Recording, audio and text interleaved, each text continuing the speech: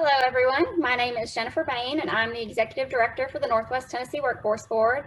I have with me Connie Stewart, who is the Executive Director for Workforce Services at Dyersburg State Community College, and we greatly appreciate you taking the time to be with us today to learn more about the services that we have available for students through the American Job Centers.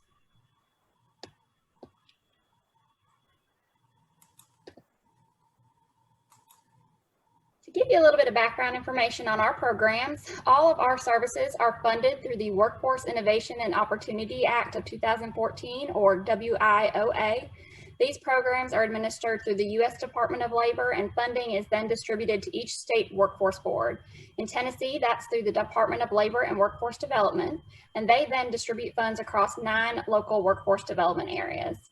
The local elected officials or county mayors or executives for each area serve as the grant recipient, but they can select an entity to receive the funds and manage the programs for them. In our area, that entity has been selected as the Northwest Tennessee Workforce Board, so we oversee the programs in the 9 Northwest counties.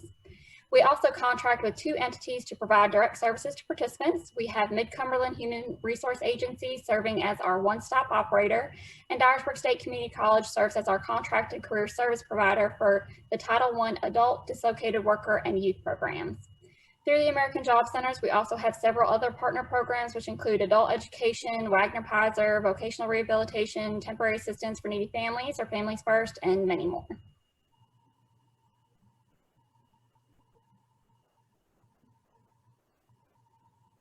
We do have an American Job Center in each of our 9 counties. You can see all their contact information there and their phone numbers. At the bottom, you'll also see our website, our Facebook page, and our Twitter page.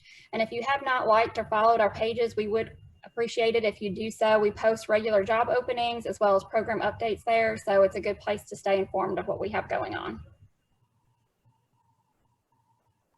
Today, we would like to specifically talk more about the Title I youth services.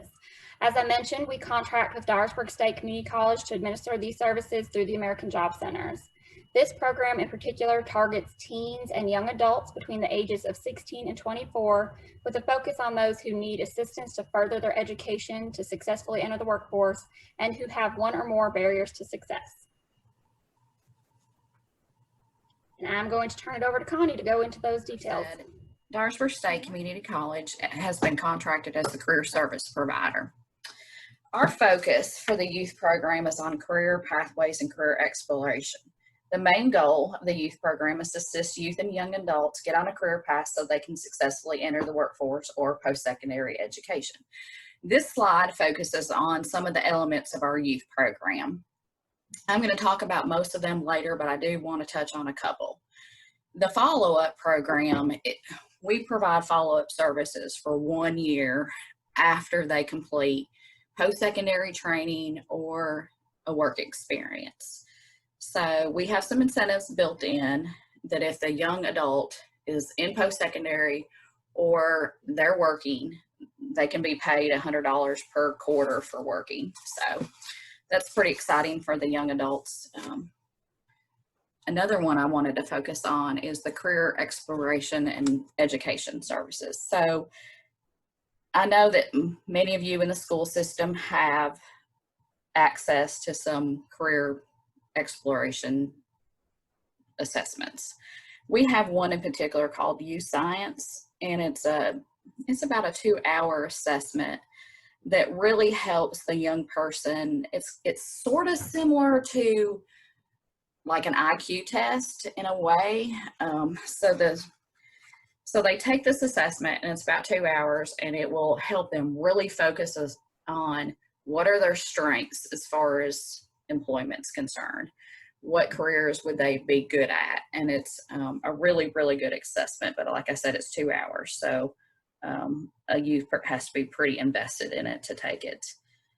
And then labor market information, we look at all the demand occupations in our local area, because we often find that young people, want to say they want a career. We get a lot that want to do something like radiography or whatever. And in our area, it's got a really limited demand. So we want to help the young person focus on what's in demand in our area, what they can get a job in, because we don't want them to go to school for a couple years and find out when they get done that they are not employable. The paid work experience or work-based learning, Dyersburg State is actually the employer, and we provide workers compensation. So we employ them. We find a work site for them based on their career goals. So for example, say they want to be a nurse. We would try and find a work site in a hospital setting, a nursing home setting, somewhere like that. We would go to the employer. We would have them sign a work site agreement saying that they're going to allow the young person to work there. We let them know that we're going to pay all of their benefits. They just sign off on a timesheet. And if the youth, we hope never, but in the event that something happens and they get injured on the work site, we cover the workman's comp insurance. So it's kind of a win-win for us. The young person has the ability to gain some job skills, and the employer has free labor. All the students can work anywhere from, if they want to work 10 hours a week, that's fine. They can work part-time, or they can work full-time hours. The work experience lasts for 6 months, and we pay a minimum of $8 an hour, or the typical wage for that position.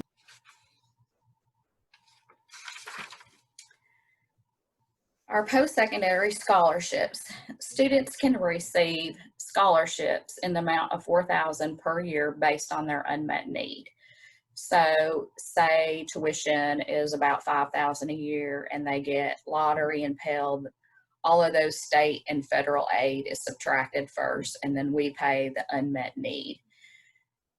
We pay for tuition, books, uniforms, supplies, whatever they need, and is on their cost sheet for the school.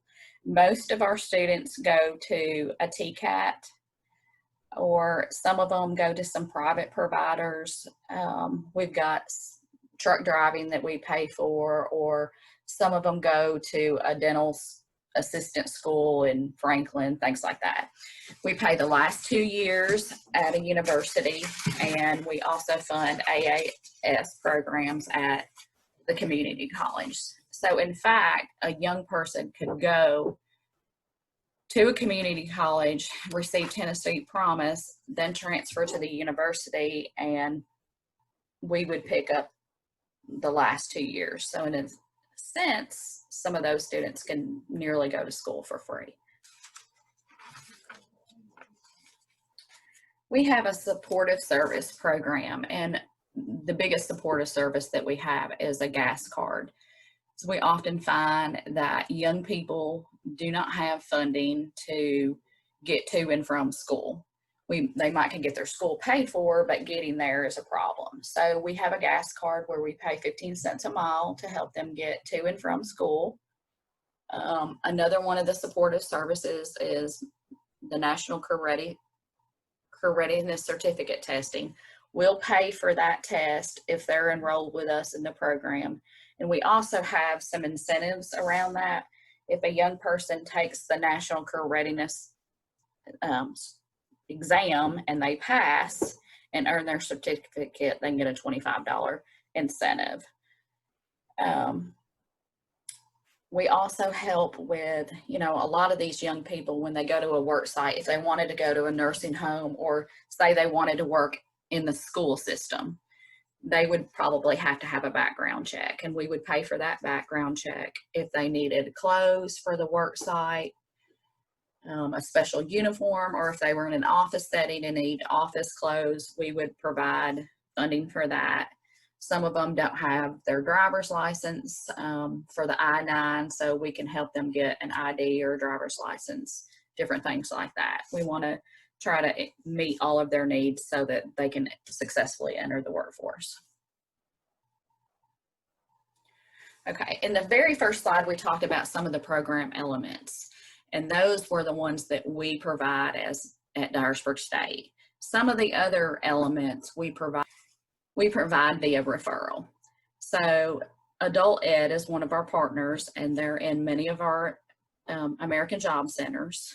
And so what we do is if we had a young person who came in that did not graduate from high school, or maybe they went to Gateway or somewhere like that and they needed to obtain a high school diploma, we would refer them to adult education, and then we have incentives built in to help as the youth progresses through classes and they get ready to take the exam and then they pass the exam. We have, I think they can earn, I want to say about $500 to get through that when they pass their exam.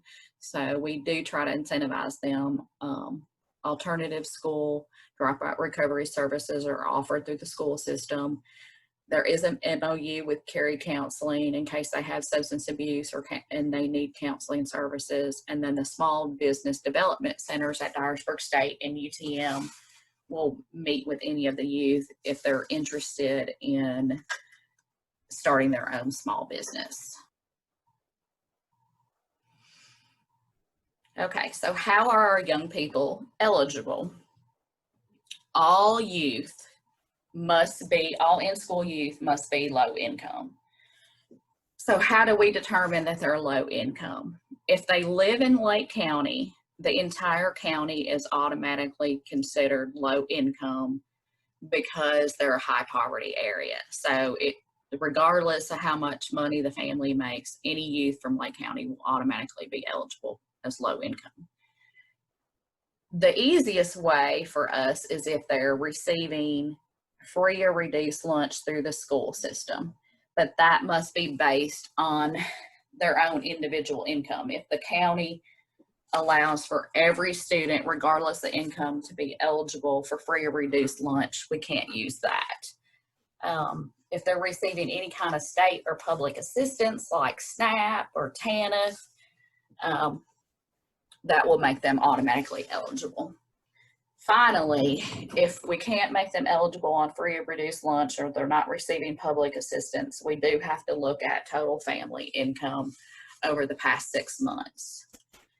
If we have a student who has a disability that's going to school and you all have an IEP, we can use that as a disability, and that considers them eligible based on their own income. So if they're not working or haven't worked in the past 6 months, they're automatically going to meet that criteria. They also must have one or more barriers to employment. Okay, we're looking for young adults, like I said, who are low income and basic skills deficient. So that would mean that they're functioning below a 9th grade level in math, reading, or language, according to any kind of state standardized test. If they've been in foster care, aged out of foster care, or were in foster care for 6 months, reached the age of 16 and were adopted or placed in kinship care. If they have any juvenile justice involvement other than any kind of traffic violation, they're eligible. If they're pregnant or a parent, either custodial or non-custodial, they would meet that barrier. They can be homeless, and I think that we try to focus as much as we can. I know that we don't have a tremendous homeless population in our area, but I think as educators, you know that some of these kids have an unstable situation at home, and they may be staying at a friend's or staying at an aunt and kind of moving from place to place. We would consider that young person homeless. If they're an English language learner, or they live in a home where English is not the predominant language in the home, we can make them eligible based on that. So this is the criteria for all young people in high school. They would have to be low income and meet one of these criteria. So this is the criteria while they're in high school. So say you've got a young person who really could use our services and they want to participate in the work experience program, but they're not going to meet one of this criteria. If we wait until they have met their graduation requirements and they graduate, the day after graduation, we can enroll them. If they're still low income, they're going to have to be low income, but we have a very long list of what we call requires additional assistance that has a tremendous amount of criteria that I think most young people would meet one of those criteria. Then we can make them eligible at that point. So this is only the criteria for when they're in high school, but as soon as they graduate, the criteria becomes less restrictive. If you have any questions, we would love to hear from you. You can see my contact information as well as Connie's contact information. And we, again, appreciate you taking the time to be with us today. Thank you.